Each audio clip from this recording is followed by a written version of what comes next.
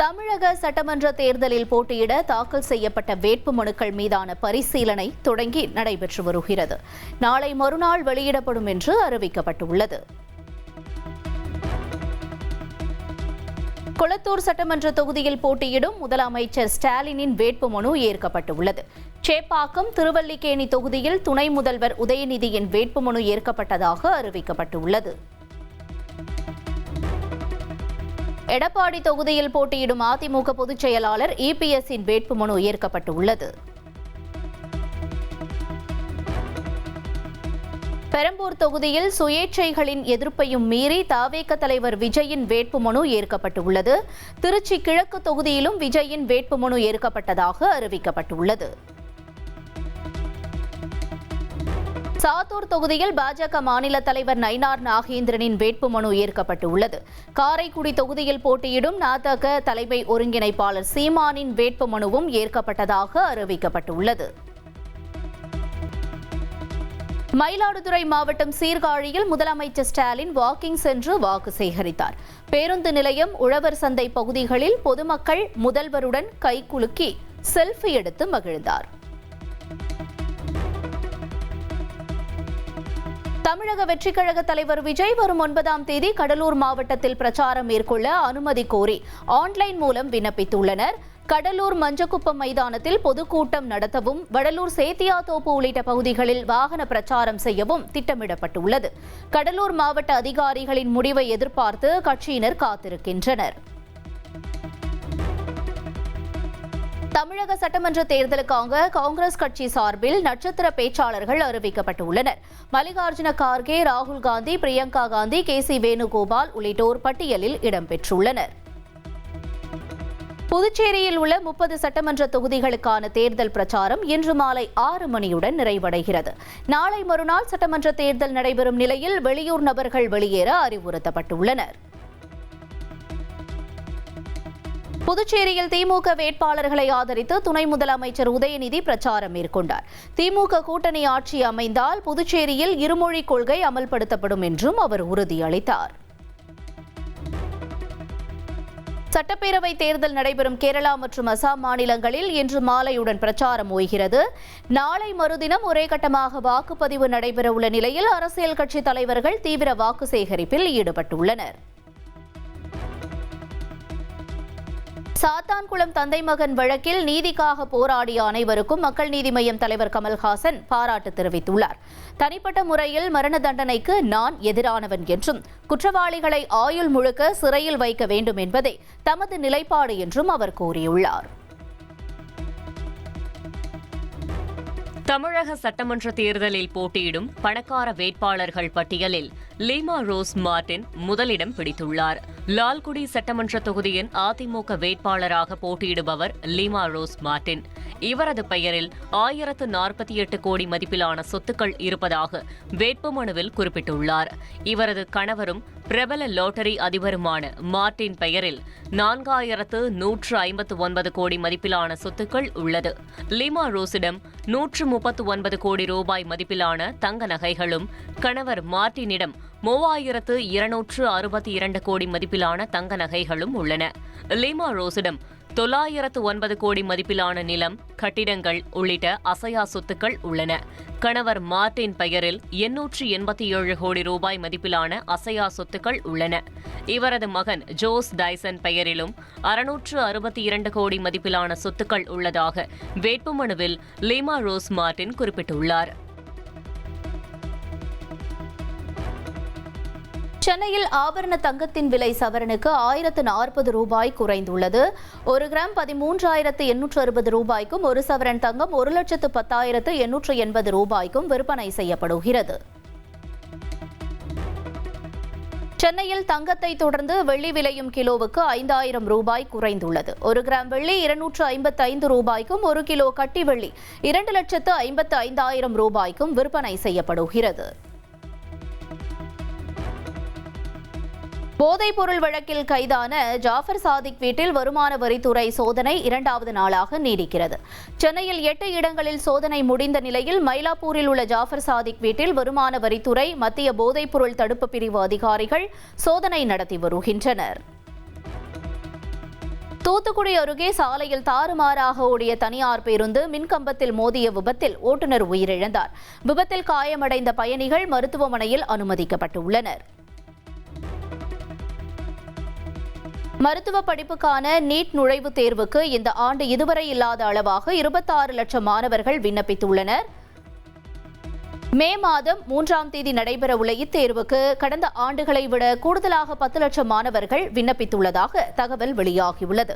தமிழகத்தில் மட்டும் சுமார் 1.5 லட்சம் பேர் போட்டியிடும் நிலையில் தேசிய அளவில் விண்ணப்பதாரர்களின் எண்ணிக்கை அதிகரித்துள்ளதால் MBBS மற்றும் BDS இடங்களை பெறுவதில் இந்த ஆண்டு கடும் போட்டி நிலவும் என்று எதிர்பார்க்கப்படுகிறது.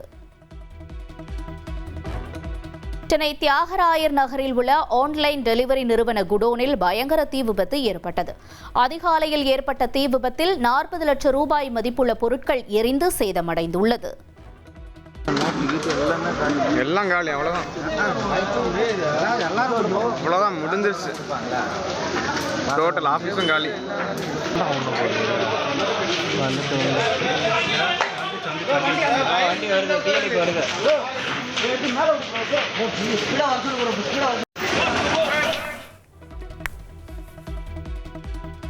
ஆந்திர மாநிலம் ஸ்ரீகாகுளம் அருகே மழையால் வழுக்கி சென்ற கார் எதிர் திசையில் வந்த லாரி மீது மோதி விபத்திற்குள்ளானது. பூரி ஜெகநாதர் கோயிலுக்கு சென்று திரும்பிய ஒடிசா பக்தர்கள் பயணித்த கார் கட்டுப்பாட்டை இழந்து தடுப்பு சுவரை தாண்டி லாரி மீது மோதியதில் அப்பளம் போல நொறுங்கியது. இதில் படுகாயமடைந்த இருவர் உயிருக்கு ஆபத்தான நிலையில் மருத்துவமனையில் அனுமதிக்கப்பட்டுள்ளனர்.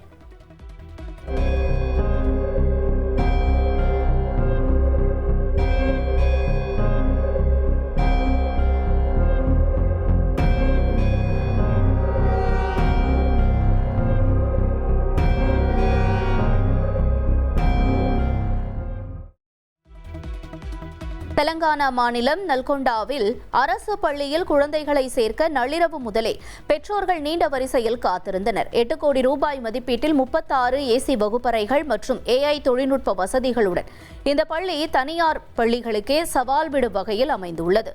உயர்தர வசதிகள் இலவசமாக கிடைப்பதால் அடுத்த கல்வியாண்டு முதல் நுழைவுத் தேர்வு நடத்த பள்ளி நிர்வாகம் திட்டமிட்டுள்ளது.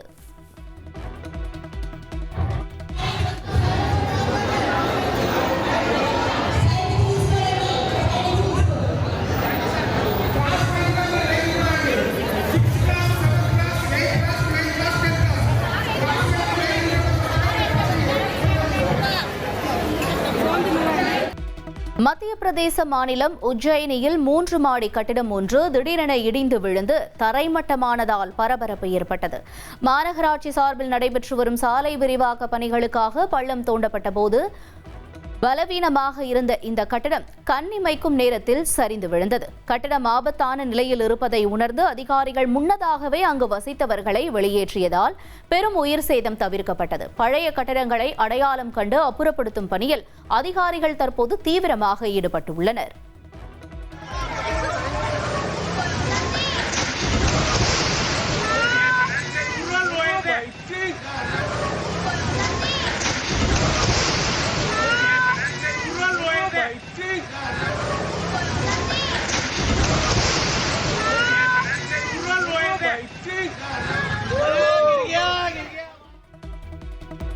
நடிகர் தர்ஷன் சம்பந்தப்பட்ட ரேணுகாசாமி கொலை வழக்கை மையமாக வைத்து எடுக்கப்பட்ட பாஸ் திரைப்படத்தை வெளியிட கர்நாடக உயர்நீதிமன்றம் தடை விதித்துள்ளது. இந்த கொலை வழக்கின் பின்னணியில் உருவான இப்படத்தின் டீசர் சர்ச்சையை ஏற்படுத்தியது.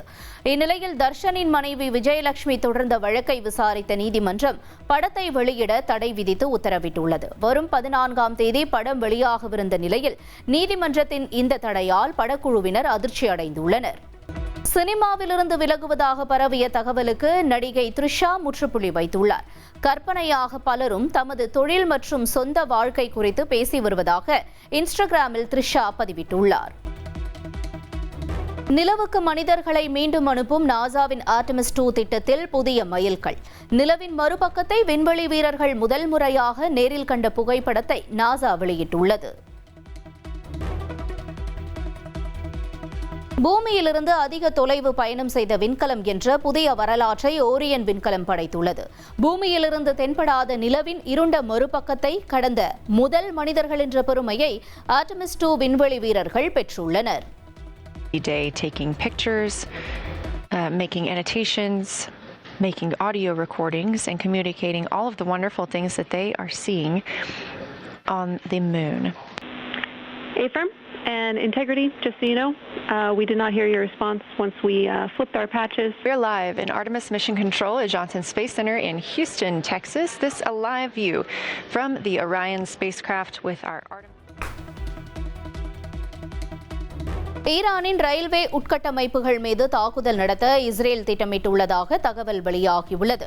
பாதுகாப்பு கருதி ஈரானின் ரயில்களில் யாரும் பயணிக்க வேண்டாம் என்று ஈரான் ராணுவம் எச்சரிக்கை விடுத்துள்ளதால் பதற்றம் அதிகரித்துள்ளது.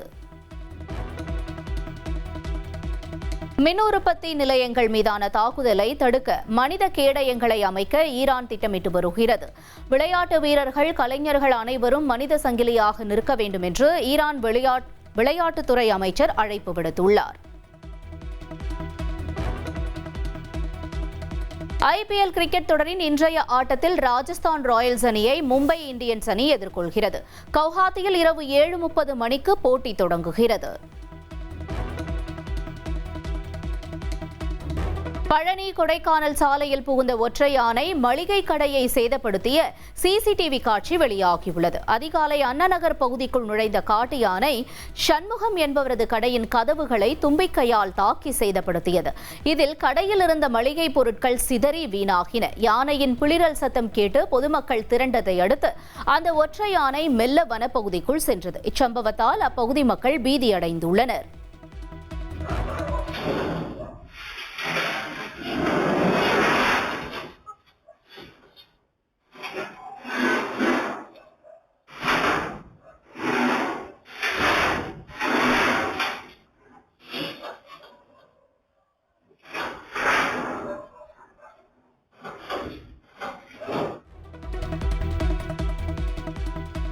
தூத்துக்குடி மரவன்மடம் அருகே கட்டுப்பாட்டை இழந்த தனியார் பேருந்து மின்கம்பத்துடன் 100 மீட்டர் தூரம் இழுத்து செல்லப்பட்டு விபத்திற்குள்ளானதில் ஓட்டுநர் மணிமுத்து உயிரிழந்தார்.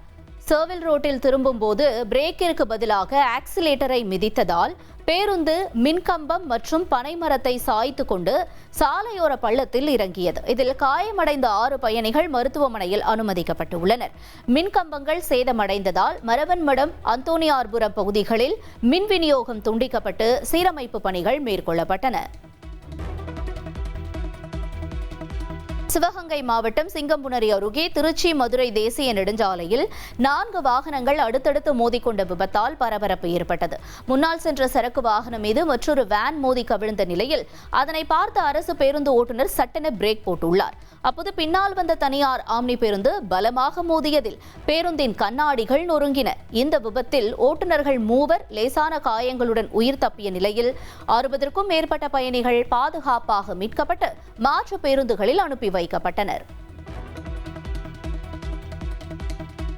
சென்னை பெருங்களத்தூர் அருகே கட்டுப்பாட்டை இழந்த சொகுசு கார் தடுப்பு சுவரில் மோதி தலைகீழாக கவிழ்ந்த விபத்தில் கல்லூரி மாணவர்கள் 2 அதிர்ஷ்டவசமாக உயிர் தப்பினர். மணலியை சேர்ந்த மித்லேஷ் என்ற மாணவர் தனது தோழியுடன் வண்டலூர் நோக்கி சென்றபோது இந்த விபத்து நிகழ்ந்தது. பலத்த சத்தத்துடன் கார் கவிழ்ந்ததை கண்டு அதிர்ச்சியடைந்த வாகன ஓட்டிகள் உடனடியாக 2 பத்திரமாக மீட்டனர். இதனால் GST சாலையில் சிறிது நேரம் போக்குவரத்து பாதிக்கப்பட்ட நிலையில் கூடுவாஞ்சேரி போலீசார் விசாரணை நடத்தி வருகின்றனர்.